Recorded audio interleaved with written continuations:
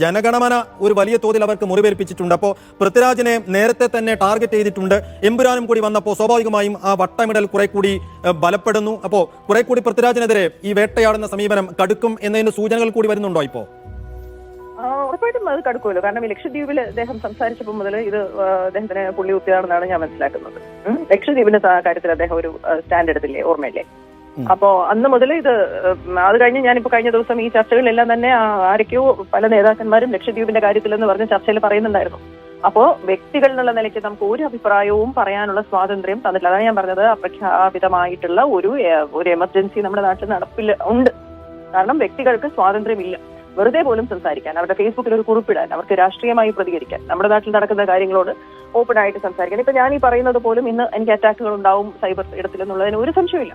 അപ്പൊ നമ്മൾ പറയുന്ന കാര്യത്തിൽ എന്റെ വ്യക്തിപരമായ കാര്യങ്ങളും കുടുംബവും എല്ലാം വലിച്ചടിച്ച് വീണ്ടും അറ്റാക്ക് ചെയ്യപ്പെടും എന്നുള്ള കാര്യത്തിൽ എനിക്കും സംശയമില്ല.